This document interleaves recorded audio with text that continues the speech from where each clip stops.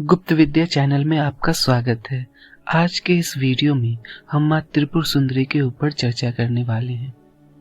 तीसरी महाविद्या, जिन्हें राजराजेश्वरी भी कहा जाता है, जो कि राजा बनाने का सामर्थ्य रखती है। किसी को भी, जो भी व्यक्ति सत्ता में है, शासन में है, किसी विशेष पद पर है, उनमें कहीं ना कहीं माँ राजराजेश्वरी, माँ ललिता, माँ त्रिपुर सुंदरी की कृपा है। माँ त्रिपुर सुंदरी, जिसे कई नामों से जाना जाता है, जैसे बाला, सोडसी, ललिता, राजराजेश्वरी और माँ त्रिपुर सुंदरी। माँ त्रिपुर सुंदरी 16 कलाओं से पूर्ण होती है। अब 16 कला क्या है? विधाता ने इस ब्रह्मांड में 16 कला ही बनाया है। इसी में सब कुछ समा जाता है, सारी पूर्णता आ जाती है। मनुष्य को विधाता ने सिर्फ एक कला सौंपी और इस एक कला के बल पर ही मनुष्य आज इतना आगे बढ़ चुका है, पृथ्वी का स्वामी बन चुका है। विज्ञान के कई आविष्कार हुए, कई आविष्कारों से लेकर तंत्र की उच्च से उच्च पराकाष्ठा तक सब कुछ एक कलाओं में ही सीमित हो गया। कुछ अति उच्च योगी संतों में 2 या 3 कलाएं आ जाती हैं, पर ये बहुत ही दुर्लभ है। पर इससे ज्यादा मनुष्यों में होना असंभव है। अगर ईश्वर की प्रेरणा हुई तो कलाओं पर भी चर्चा होगी। माँ त्रिपुर सुंदरी 16 कलाओं से पूर्ण है, जो कि बड़े बड़े देवताओं को भी नहीं है, प्राप्त नहीं है। मनुष्य के रूप में बस एक ही ऐसे अवतार हुए जिन्हें 16 कलाएं प्राप्त थी, वो थे भगवान श्री कृष्ण। उनके बाद कोई ऐसा अवतार नहीं हुआ जिनमें 16 कलाएं विद्यमान हो। काली विराट है तो त्रिपुर सुंदरी सूक्ष्म है। जितना महत्व विराट का है, उतना ही महत्व सूक्ष्म का भी होता है। चेहरे पर लावण्य, फूलों में आकर्षण, शहद में मिठास, ये सब सूक्ष्म तत्व का ही कमाल है।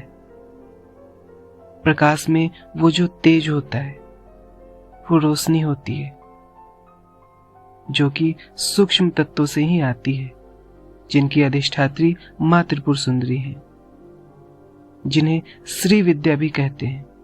सब में श्री को देने वाली, सुंदरता को देने वाली, समृद्धि को देने वाली। देवी देवताओं के सर पर जो मुकुट होता है, जो उनके जेवर होते हैं, सब श्री तत्व हैं। वो सब श्री तत्व का ही प्रतीक है। स्वर्ण की जो आभा होती है, वो श्री है। सभी रत्नों में, धातुओं में जो उसका गुण होता है, जिसके कारण कि वो बहुमूल्य होता है, वो भी श्री है।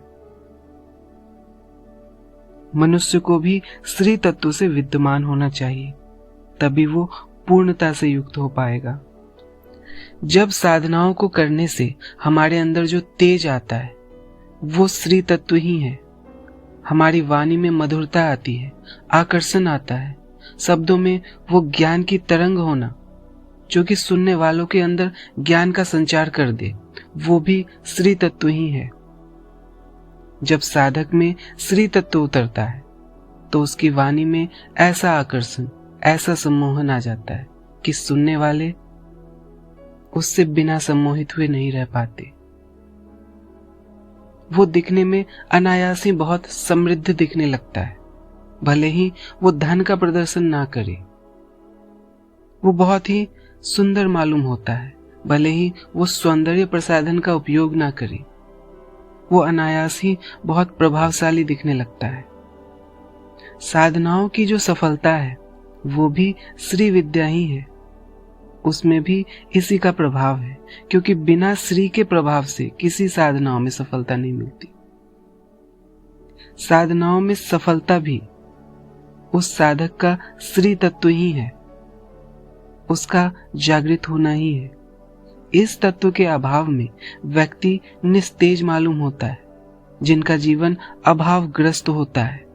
जीवन में प्रेम नहीं है, सौंदर्य नहीं है, माधुरी नहीं है, ये सब श्री तत्व का अभाव है। माँ त्रिपुर सुंदरी श्री तत्व की अधिष्ठात्री। माँ त्रिपुर सुंदरी सौंदर्य, प्रेम को देने वाली, काम को देने वाली, ऐश्वर्य को देने वाली है, अध्यात्म की पराकाष्ठा को देने वाली है। इनका साधक कामदेव के समान होने लगता है, आकर्षण से युक्त, काम सुख से युक्त। इनके साधक का अनुभव है कि शुरुआती दिनों में स्त्रियां साधक की ओर ज्यादा आकर्षित होती हैं और साधक का मन भी मजबूत हो जाता है। वो स्त्रियों के सम्मोहन में नहीं बंधता, बल्कि स्त्रियां उनके सम्मोहन में बंधने लगती है। लेकिन साधकों को इन सब चीजों से बचकर रहना चाहिए, तभी वो आगे और श्री विद्या को जान पाएगा और साधना में आगे बढ़ पाएगा। बहुत से साधक इनमें ही उलझकर रह जाते हैं और सब कुछ भूल जाते हैं। साधकों को इसी बात के लिए सचेत होना चाहिए। बस भूलना नहीं है, ज्ञान का मार्ग छोड़ना नहीं है। इसके अलावा वो सारे ऐश्वर्य को भोग सकता है, क्योंकि ये संसार तो निर्मित ही हुआ है अनंत अनंत ऐश्वर्य को भोगने के लिए। इसलिए तंत्र का मार्ग कभी भोग के खिलाफ नहीं है। यहाँ सब कुछ चलता है, बस ज्ञान का सहारा होना चाहिए, गुरु का सहारा होना चाहिए, गुरु तत्व का सहारा होना चाहिए। कब भोग को भोगना है और कब भोग को छोड़ना है, इनका पता होना चाहिए।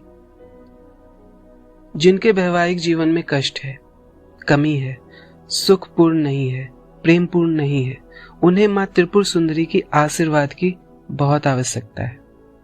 माँ त्रिपुर सुंदरी का तिलक होता है, यंत्र होते हैं, बहुत सी गुप्त सामग्रियां होती हैं, जिसके प्रभाव से वैवाहिक जीवन सुखपूर्ण होने लगता है। अभिष्ट इच्छा की पूर्ति के लिए डायरेक्ट माँ त्रिपुर सुंदरी की ऊर्जा भी दी जाती है, पर इसके लिए गुरु मंत्र का होना आवश्यक है, उसकी साधना का होना आवश्यक है। साधकों को गुरु मंत्र की साधना करनी पड़ेगी। माँ त्रिपुर सुंदरी तीनों लोक में सबसे सुंदर है, इसलिए इनका नाम त्रिपुर सुंदरी पड़ा।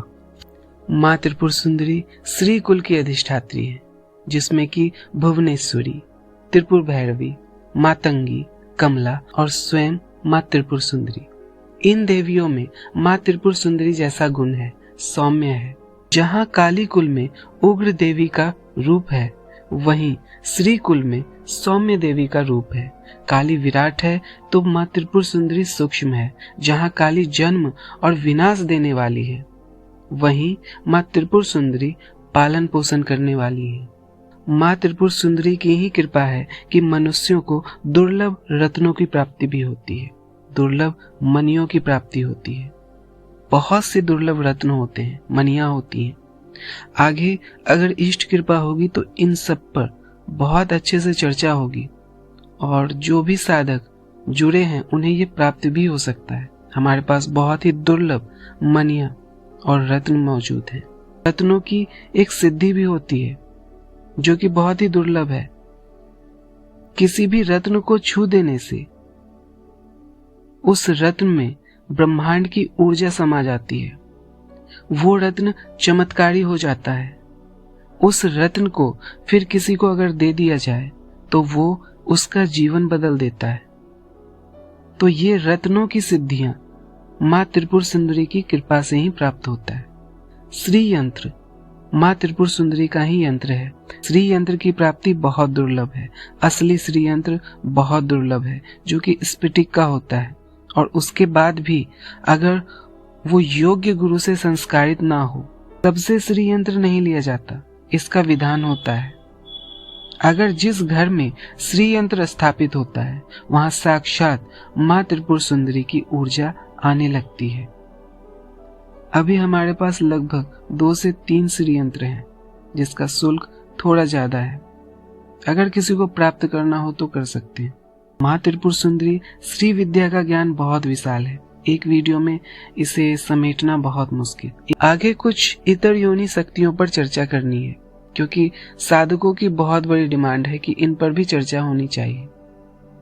तो इन पर भी आगे चर्चाएं होंगी। तो आज के लिए इतना ही। वीडियो अच्छा लगे तो लाइक कीजिए, सब्सक्राइब कीजिए और शेयर कीजिए। आपका दिन मंगलमय हो और शुभ हो। धन्यवाद।